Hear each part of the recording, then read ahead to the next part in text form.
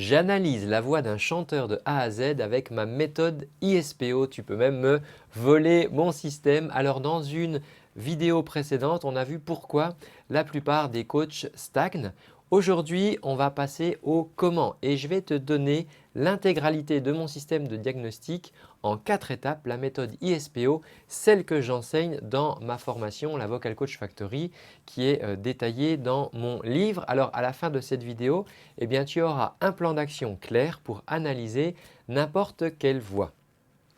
Le plus grand problème des coachs, même des bons, c'est le chaos. C'est-à-dire que je vois des fois des professeurs de chant, alors je distingue professeur de chant et coach vocal, mais on va dire je vois des accompagnants de la voix qui entendent un problème et qui se jettent dessus. Donc la personne chante, ils entendent un problème de justesse et tout de suite, parce qu'ils sont très attachés à la justesse, vont se jeter sur le sujet sans savoir si c'est vraiment la vraie cause du problème. Du coup, ils vont se retrouver à improviser, d'essayer de corriger la justesse avec des fois pas forcément les outils adéquats. Et donc, finalement, le système que moi je veux te proposer, c'est un peu l'antidote au chaos. D'accord? C'est une structure qui va te rendre beaucoup plus chirurgicale dans ta manière d'aborder les difficultés des chanteuses et des chanteurs que tu accompagnes plutôt que de tâtonner un petit peu partout. Alors, ce que je te propose, c'est de te faire une petite démonstration et on va du coup pour ça passer au tableau et je vais pouvoir te faire des petits schémas pour t'expliquer. Alors, pour rendre l'exemple plus concret, voyons un petit cas d'étude. La première étape donc, du protocole ISPO, ça va être ici de recueillir des indices comme je te le disais. Et on ne va pas faire ça n'importe comment, c'est fini de travailler à l'intuition. L'intuition c'est cool, moi aussi je suis musicien, moi aussi je chante depuis longtemps, moi aussi j'ai des intuitions. Sauf que les intuitions ça marche quand le vent est favorable, quand les planètes sont alignées, quand on n'est pas fatigué, quand on est de bonne humeur. Donc si on veut des vrais résultats répétables, on arrête de travailler à l'intuition et donc I ce n'est pas intuition mais c'est indice. Pour récolter les indices, on va utiliser ce qu'on appelle le triangle des indices. Je t'explique. On va récolter quand la personne chante ce que l'on voit. Je vais te dessiner ici un petit œil. Ok, je vois. On va récolter aussi ce que l'on sait de la personne. Je vais te dessiner un petit cerveau. Je sais.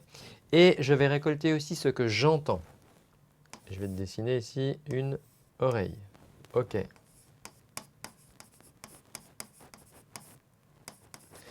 Et donc on a ici voilà, notre triangle des indices. Donc je vois, ça va être, je vois sa posture, je vois que la personne est penchée en avant, je vois qu'elle hausse les épaules, je vois qu'elle tord sa mâchoire.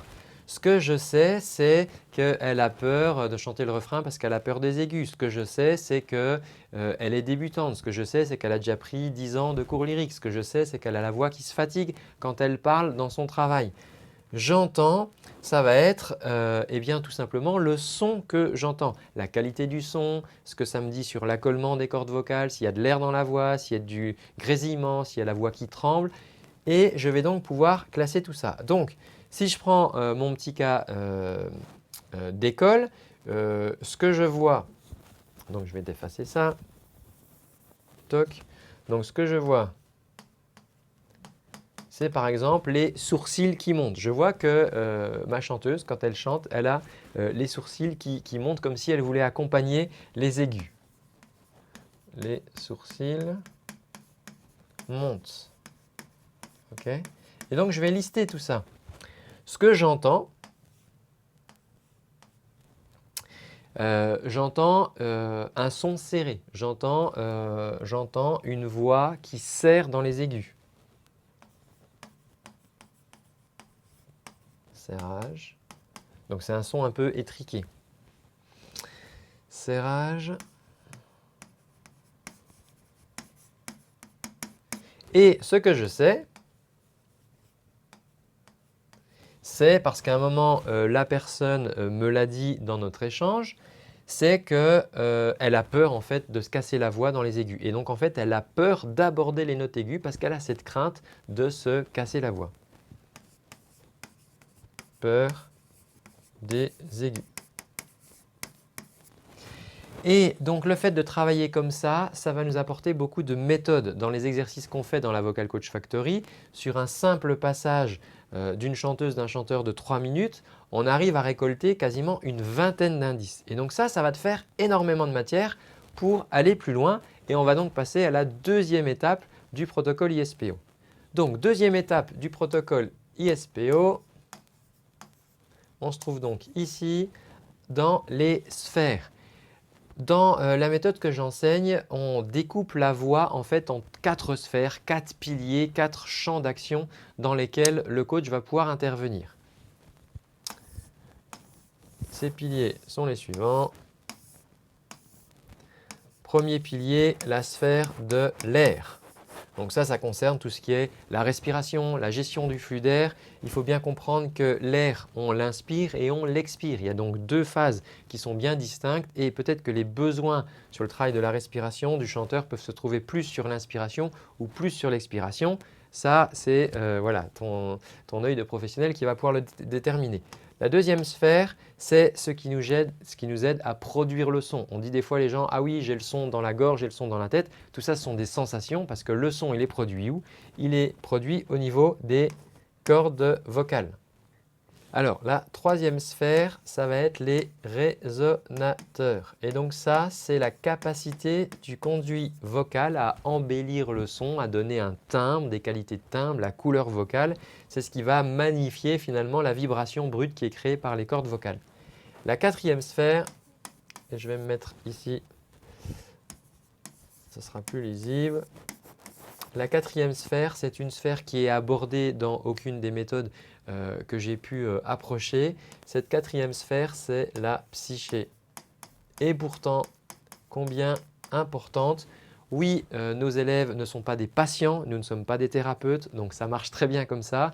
Est-ce que la psyché peut influer la qualité de la voix? Oui. Est-ce que travailler sa voix peut influer bénéfiquement sur la psyché? Oui aussi. Donc c'est pour ça que dans ma méthode, j'intègre la psyché. Ça veut dire apprendre la psychologie de la voix, mais ça va nous apporter beaucoup, tu vas le voir. Alors maintenant, ce qu'on va faire dans cette deuxième étape, c'est qu'on va s'amuser à classifier ce qu'on a vu. Donc par exemple, la personne, elle a peur des aigus. Ça, c'est quelque chose qu'elle m'a dit. Ça, c'est quelque chose clairement de la sphère 4. C'est une peur irrationnelle des aigus, donc ça appartient à la psyché. J'ai souvent été peiné dans les cours que j'ai pu prendre où à un moment, mes enseignants me disaient « Non mais ça Antoine, c'est dans la tête, on n'y peut rien ». Ok, mais c'est un petit peu comme si on me disait « c'est dans la tête, donc égal, ça n'existe pas ». Non, dans mon cas ici, la peur des aigus, elle existe. Elle est probablement ce qui génère un surserrage, une contraction parce que peut-être la personne essaye de gérer quelque chose en serrant ici. Mais donc, je dois absolument le traiter. Ensuite, les sourcils qui montent. Bon, là, on ne sait pas trop d'où ça vient. Moi, je le classerais dans la psyché, probablement qu'elle cherche à accompagner ses aigus avec ses sourcils. Le son qui est serré, eh bien donc ça, ce que j'entends, ce sont les cordes vocales qui sont en suraccolement et donc je décide de catégoriser ce son serré que j'ai entendu ici dans les cordes vocales.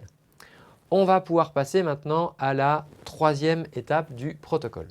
Troisième étape du protocole, c'est ici le P comme priorité. C'est une erreur que 99% des enseignants de la voix font, c'est qu'ils traitent les problèmes à la vitesse à laquelle ils se présentent. La personne chante, elle trébuche sur la première phrase, ils se disent que c'est peut-être le principal problème à traiter et ce n'est absolument pas le cas si tu veux délivrer du coaching de haute performance.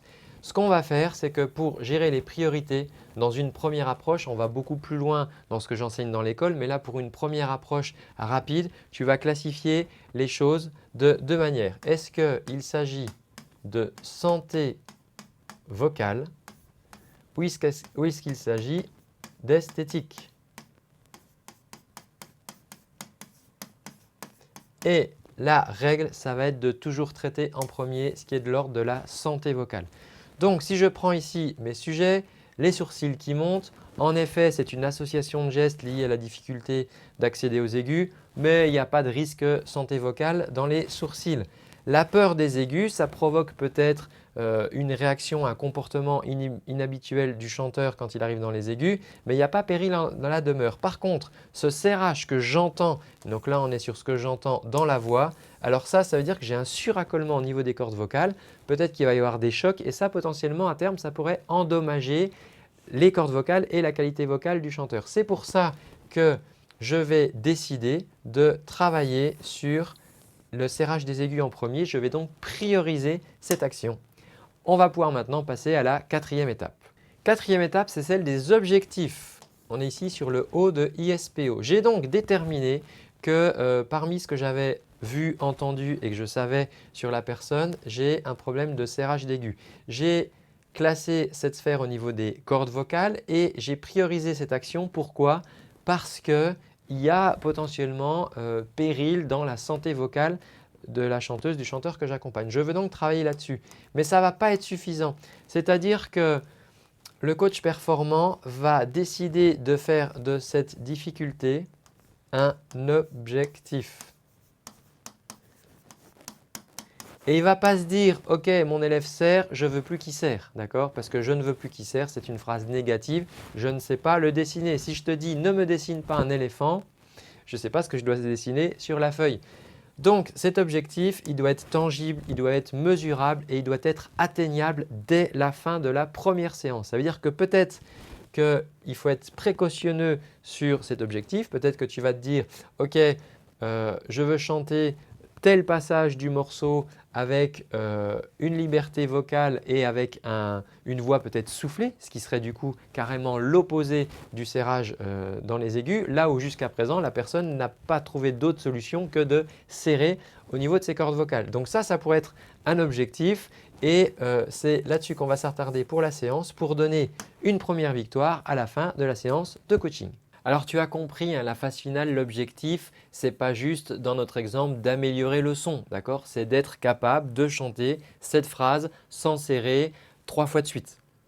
Ça, c'est un vrai objectif qui est tangible et qui est mesurable et qu'on peut atteindre dans une séance. C'est beaucoup plus clair et ça va être une victoire garantie pour ton élève. Et c'est ce qui va faire de toi un coach vocal à succès, c'est que tu vas apporter des victoires. Tes élèves vont naviguer de victoire en victoire, coaching après coaching.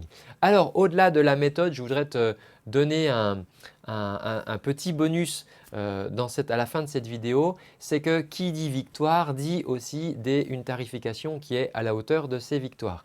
Et donc je te donne pour cette fin de vidéo un petit bonus, c'est la méthode du prix anti-imposteur. Parce que au-delà du fait que tu vas donner des victoires à tes élèves, c'est peut-être ce qui va te bloquer de se dire « oui mais bon, je continue toujours à être payé pareil, finalement ça n'a pas changé grand-chose ». Alors on va être assez pragmatique, tu as le système mais tu ne sais pas encore ou tu as peur, tu appréhendes de fixer ton tarif parce que tu es un petit peu paralysé là-dessus. Et donc, je vais te donner une règle, c'est que le tarif horaire que tu vas fixer, il doit te faire un peu peur.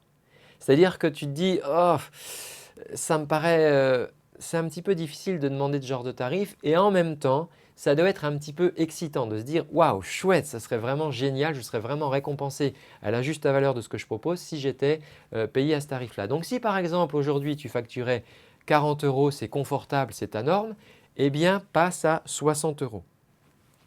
Quand à 60 € tu seras confortable, imagine passer à 75 et là peut-être tu vas dire « ah ouais mais 75 quand même, ok, génial ». Ça te fait un petit peu peur mais c'est aussi un petit peu excitant et donc comme ça tu ne te sentiras jamais comme un imposteur parce que tu vas augmenter finalement tes tarifs en même temps que tu vas augmenter la confiance dans ce que tu proposes. Et moi je vois des fois des coachs qui mettent des tarifs à 80 € alors que ce qu'ils proposent franchement ça vaut du 15 à 20 € de l'heure. Pas mieux, ce sont des profs qui ne sont pas formés, qui n'ont pas de certification, qui n'ont pas de réel de compétences de coaching et qui se lancent à facturer des tarifs élevés. Et sauf que évidemment que le syndrome de l'imposteur il va s'activer parce que finalement ton cerveau, lui, ton inconscient, il n'est pas bête, il comprend que tu demandes beaucoup d'argent à des gens pour leur proposer très peu de valeur. À l'inverse, si tu fixes tes tarifs à la hauteur de ce que tu proposes et qu'au fur et à mesure que ta confiance en toi augmente, eh bien tu augmentes tes tarifs avec cette règle, ça doit te faire un petit peu peur, mais ça doit aussi t'apporter de l'excitation. Dans ce cas-là, eh bien tu vas pouvoir augmenter tes tarifs confortablement. Donc, j'espère que tu vois toute la valeur que je t'ai apportée dans cette vidéo. Je t'ai partagé ma méthode en 4 étapes pour que tu aies vraiment une liste d'actions simples à activer. On a vu ça en quelques minutes avec un exercice, une démonstration, un cas d'étude comme ça qu'on a pu faire ensemble au tableau. Donc aujourd'hui, très clairement, tu n'as plus d'excuses pour avancer. Alors tout ce système, il est tiré de mon livre qui s'est classé numéro 1 des ventes sur Amazon la semaine de sa sortie. Et donc pour te remercier d'avoir suivi cette vidéo jusqu'à la fin, eh bien, j'ai décidé de t'offrir le chapitre le plus important du livre, celui qui détaille justement la partie de la méthode ISPO. Et donc j'ai créé pour ça un mini site privé en ligne. Si tu veux y accéder gratuitement, il te suffit de cliquer sur le lien qui va se trouver à la fin de cette vidéo ou juste en dessous. Si tu vois sur cette vidéo sur une autre plateforme, il suffit de commenter livre en commentaire et je t'enverrai personnellement en message privé le lien de ce mini site privé. Voilà, je te remercie d'avoir suivi cette vidéo. Fais-en bon usage et moi je te donne rendez-vous dans un prochain contenu. Ciao!